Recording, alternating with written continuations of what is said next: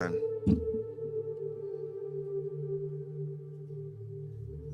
Einstein made a statement.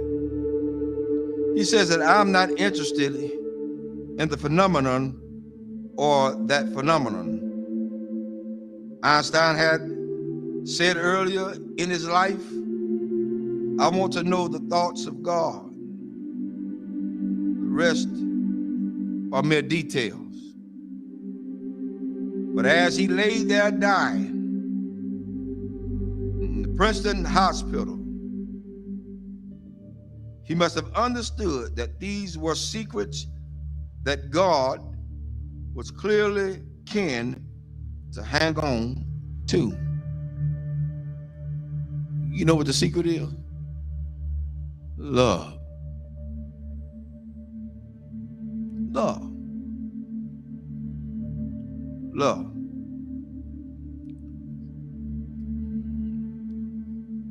I'm gonna share something tonight with everybody, and hopefully it'll hit close to home. To understand the mind of God is to understand the power of love. God is love. 1 John 4:8 says that God is love. Without love, there would be no forgiveness. Without love, there would be no structure. Without love, there would be no mercy. Without love, there would be no kindness. Without love, everything else would go completely out the window. I learned this week. Took some people to let me know that I was still hurting. And I'm gonna let everybody know tonight. This is my reality. Not to slight anybody.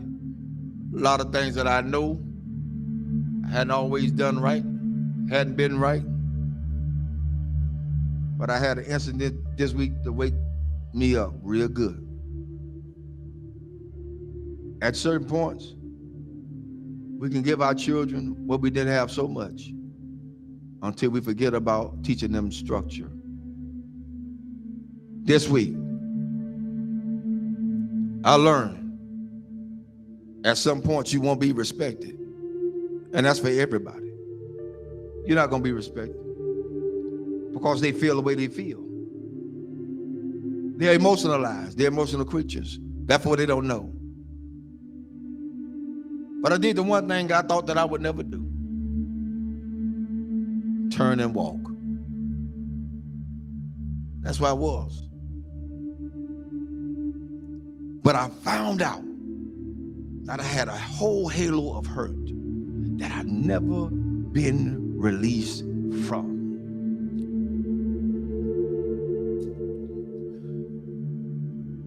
My respect factor has never really been known because I never got it. Never got it. People say they respect you. Say they love you. Where is it? One of the things we got to realize is what we train our children to do, they're going to do it to the fullest extent. If you let them be into your business as adults, then they're going to have all rights and privileges to say what they want to say, not knowing the outcome of what could be. But I learned something. Even though I went through all that hurt and I'm still hurt, that's all right. I don't mind it. I'm going to go through this thing. I'm going to go through it. Because at this point, I don't owe nobody nothing. I owe God himself. For me, I did what I needed to do and walked away. I did what I had to do and walk away. And it ain't easy. It ain't easy trying to do right and you still get damaged. It ain't easy. God help me tonight. It is not easy. It is not easy to be in a place and feel like you're trapped. Because even when you do good, evil is always present. So you have to face the fact. That's why I said a lot of times, I've told people, and I still tell people today, don't hold me up as no God. Because I'm going to fall. And I'm going to make you fall. Don't hold me as no God.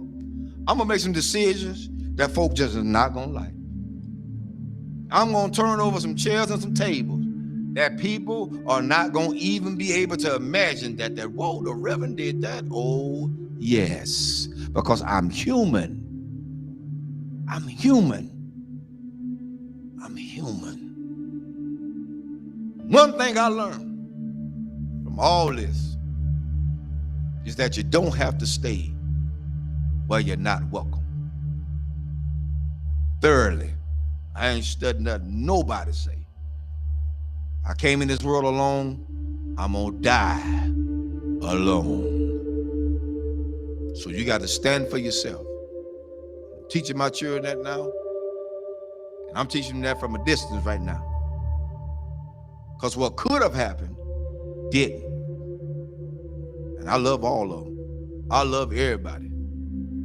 I love everybody. But there comes a point in your life you got to let go. You got to let go. How long do you have to put up with a lot of stuff? You did your part. You did what you can do. Now it's time to let them go. A lot of parents out there suffering now, and I'm telling all parents out there now, you done did all you could with your child. They're in their adulthood. They think they know it all. They done seen the world. They got more sense than you. Let them go. Release them in the Lord's hand. If you get in the way, you get in the way of God's hand. Get out the way. Because whatever God got for them, that's what he's going to get. Well, that's how it is. Children shouldn't be involved in the parents' business. Amen. I'll say it again. Children should not be involved in their parents' business. Whatever go on between those two, that's their problem. Not the children. But the children are affected by it. But guess what? It's up to those parents to sit the children down and talk to them together, not apart. Together. Together. You want to stop a whole lot of confusion? Talk about it together. You don't want to break down the communication? Talk about it together. At this point for me going forward, that's what we're going to do. And if they can't do that,